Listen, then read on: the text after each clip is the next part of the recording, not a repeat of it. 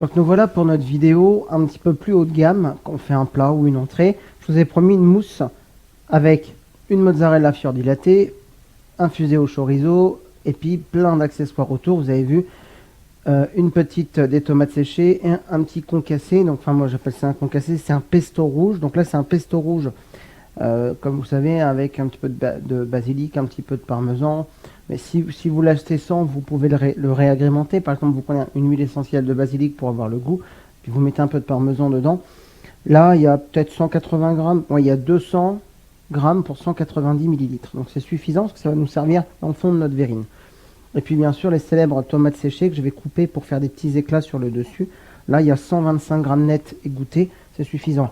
Une mozzarella fior di latte, donc c'est très lacté, 125 grammes. On récupère le jus puisqu'il va nous servir. 2 feuilles de gélatine qu'on va faire fondre dans l'eau comme d'habitude. Enfin, on l'a fait bien ramollir. 45-50 grammes de chorizo. Donc là, je suis allé chez mon charcutier parce que je veux le faire infuser. Donc, on va enlever la peau du chorizo. On va le couper en 2, en 3 ou en 4. Enfin, en petits morceaux pour que ça infuse bien. 30 centilitres de crème, je vais déjà en mettre la moitié. Je vous ai dit, hein, comme tout à l'heure, on fera refroidir, donc on a besoin de garder de la crème. Je vais mettre ma mozzarella fior di latte et 250 grammes de mascarpone. Vous connaissez le mascarpone, c'est un petit peu mon livre de chevet. Ça permet de bien... voilà. Et la fior di latte, c'est la meilleure quand vous faites les pizzas italiennes. Il y a une vraie pizza où c'est pas une mozzarella Cosette comme on a en France. Moi, je prends le premier prix que je presse pour garder. Mais bon, voilà. Vous avez compris le principe. Donc, on va faire fondre ça à feu doux.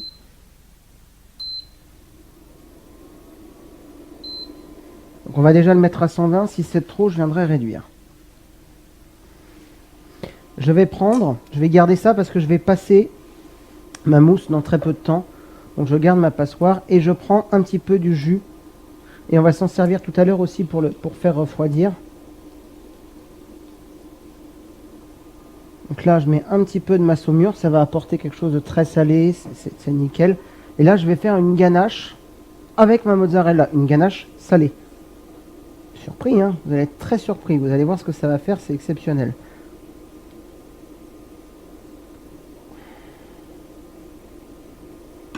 Je prends mon chorizo. Et je le mets dans ma préparation parce que ça va infuser. Donc j'ai besoin d'avoir mon chorizo pour que ça infuse bien. En petits morceaux.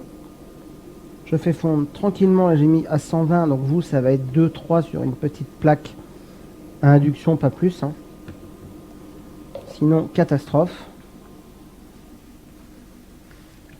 Si on peut, on prend le petit mixeur plongeant avant de la passer. On va donner un petit coup de mixeur plongeant juste pour bien venir mixer un peu le chorizo et que cela s'infuse mieux. Donc je sors le petit mixeur plongeant. Je me prépare parce que ça va aller assez vite. Hein.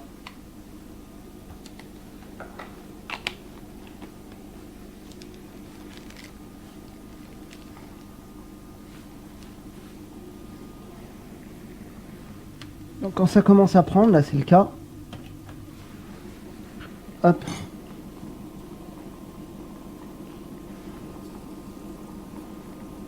Je presse pas mes feuilles de gélatine. Surtout pas parce que là je vais les faire fondre ici.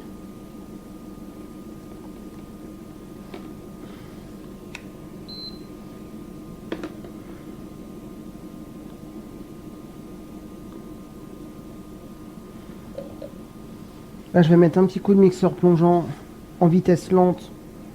Parce que même déjà en vitesse lente,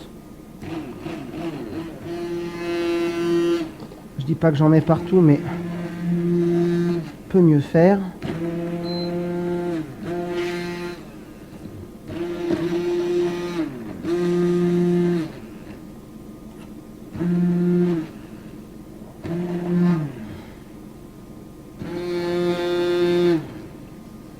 Voilà, une fois que ça c'est fait,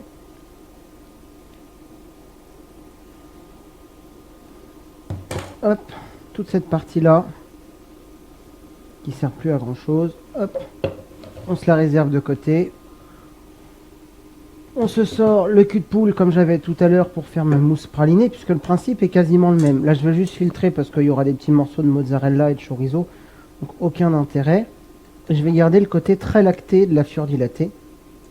D'ailleurs on fera d'ici quelques temps une petite mousse avec du dolce de leche, c'est un petit chocolat confit de lait, et on se fera un petit dessert à base de mozzarella et de fraises, puisque vous allez voir qu'on va commencer les desserts très marqués, comme je vous avais montré avec la verrine que vous avez vu là, avec les éclats de compoté d'abricots. Donc on va vraiment aller chercher les desserts très marqués.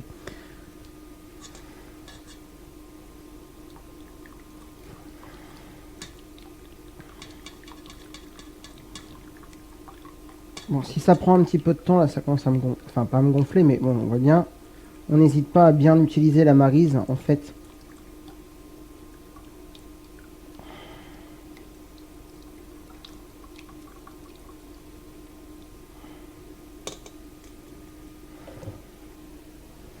On met le reste de crème pour faire refroidir un petit peu. Je vais mettre un tout petit peu de la saumure, mais pas grand chose parce que c'est déjà bien salé pour faire refroidir. Hop, à l'aide de ma maryse, je vais déjà donner un petit tour de ganache, comme une ganache traditionnelle. Parce que là, je l'ai bien fait refroidir, mais comme c'est encore un peu chaud,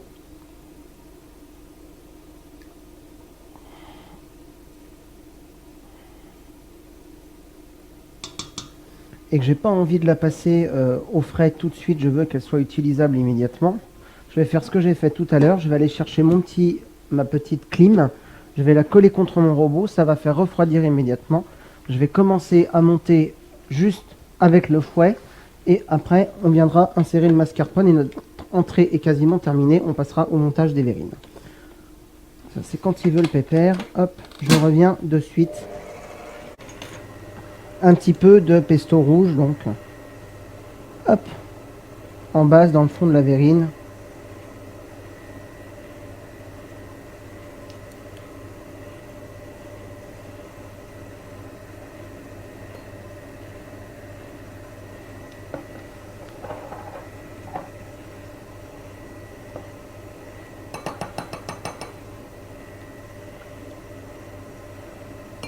En mettant 2 cuillères à café, ça suffira amplement. Je vais essayer à l'aide d'une petite cuillère à soupe de venir l'étaler.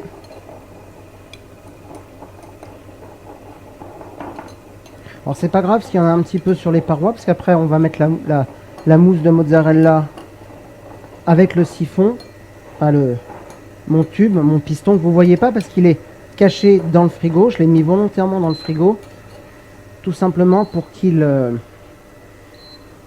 hop, c'est la plaque qui est pas d'accord, pour qu'il soit bien froid. Donc on va bien le... Bon, normalement elle est éteinte. On va bien le laisser refroidir. On va regarder où ça en est au niveau de la mozzarella, si c'est bien refroidi ou pas. Presque. C'est pas mal. On va légèrement accélérer. Donc si vous n'avez pas de petite clim comme moi, vous mettez directement au congélateur pendant 15-20 minutes dans un autre ramequin et voilà.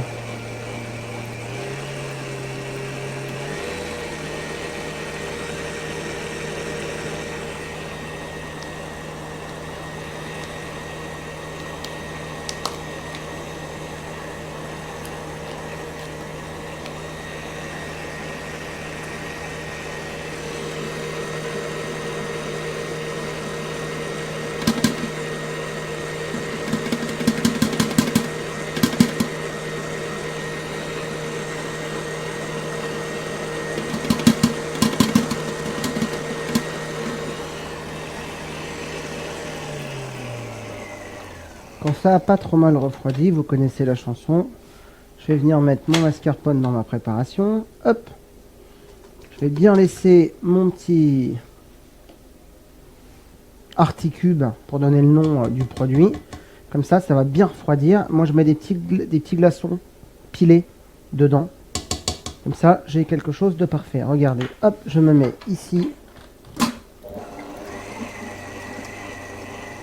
Je mélange, comme d'habitude, à faible vitesse. Et je vais monter ma mousse de mozzarella. On va les dresser du coup à la cuillère.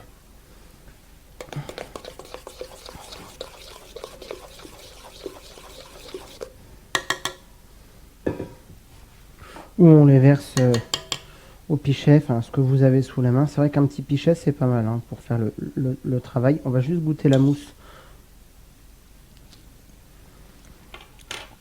C'est très bon. Ça sent la mozzarella surdilatée.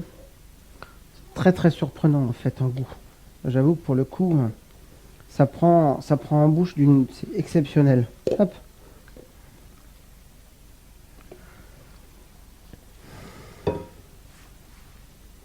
Donc je prends une verrine, je vais verser un tout petit peu de mousse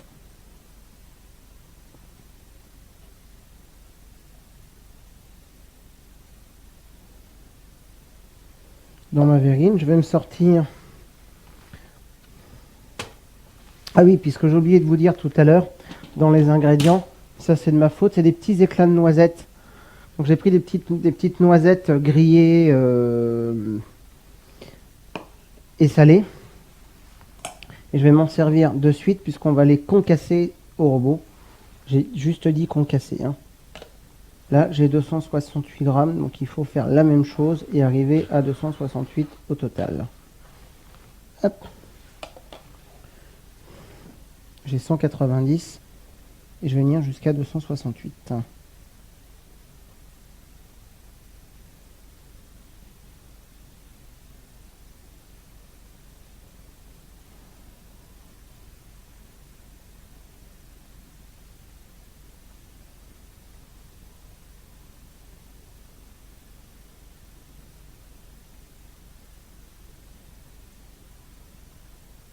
On y est presque, on voyait me faire du côte à côte, c'est parce qu'on est à 266.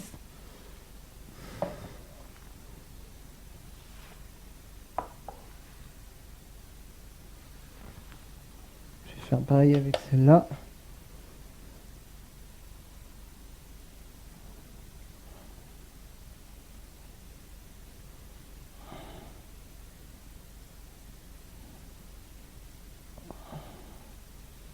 Hop, elle est où la cuillère ou la maryse? Hop, il m'en reste plus beaucoup.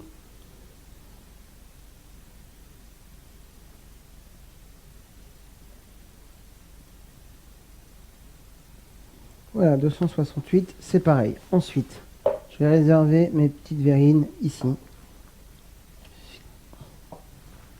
Il claque, comme disent certains. Je prends mes noisettes. Je me suis sorti le petit robot qui va bien.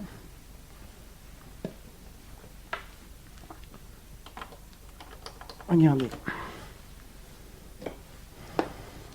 Là, je vais pas aller vite.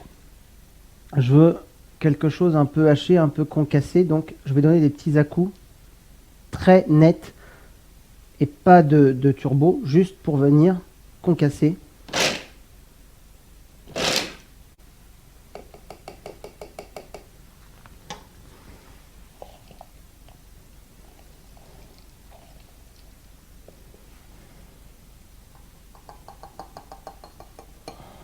Je mets une première plâtrée de noisettes en déco. Je vais récupérer. Alors ça, je vais avoir la main qui va être très huileuse, comme disent certains. Je me sors une petite paire de ciseaux. Pas la peine de prendre de planche à découper. C'est pour faire des petits copeaux de tomates séchées comme ça sur le dessus. Et puis en même temps, ça redonne de l'huile dans votre préparation. Je trouve que c'est un petit peu de gueule. Je prends 2 petites tomates séchées comme ça, pas plus, hein, parce qu'il faut vraiment que ce soit très léger. Et voilà une jolie petite verrine avec une mousse de mozzarella surdilatée. Si vous voulez que ça sente un petit peu moins la mozzarella, vous mettez un petit peu plus de mascarpone ou on va mettre plus de gélatine, on rajoute du chantilly fixe et dans ce cas-là, on met un petit peu de ricotta par exemple pour atténuer le goût de la mozzarella. Il y a des ricotta surdilatés qui sont très lactés en fait mais qui sont un peu moins prononcés. Alors, c'est pas prononcé de ouf comme la bufflone ou par exemple des fois la burrata, quoique maintenant il y a des buffalas dilatées ou il y a des bufflones dilatées très lactées. Moi j'aime bien la fior dilatée pour des préparations comme ça parce qu'on peut la travailler en dessert, ça devient vraiment une belle mousse, une ganache. Ça peut même faire l'objet d'un gazpacho avec un petit peu de tomate, avec un petit peu comme on l'a fait là par exemple. Si vous voulez la travailler en gazpacho, vous prenez une eau de coco neutre par exemple ou un petit lait de coco neutre, et quand vous avez fait ce que j'ai fait là, vous remettez dans votre pichet un petit peu d'eau de coco. Vous allez forcément mettre un petit peu plus de chorizo à infuser puisque c'est au niveau du goût. Vous allez mixer et vous avez effectivement un gazpacho de mozzarella infusé au chorizo et au lait de coco. Comme d'habitude, moi je vais terminer les eaux de verrine, mais je vous mets la photo dans la vidéo. Et puis, vous le savez, je suis très mal poli, je ne vous dis jamais bon appétit, je vous dis gourmandisez bien, mais je vais vous souhaiter surtout de très belles vidéos. Regardez, après on fait de magnifiques club sandwich, et puis surtout venez manger à notre table d'hôte. Vous aurez le dessert qu'on a fait tout à l'heure, vous aurez cette verrine, et par exemple en plat on vous sert un morceau de gibier sauce Saint-Hubert au Saint-Émilion. Allez, croquemambon.fr ou table.croquemambon.fr, et on se retrouve juste après pour notre vidéo avec nos petits pains briochés pour faire des petits clubs sandwich pour se faire plaisir à l'apéro et servir dans des occasions particulières. A tout de suite.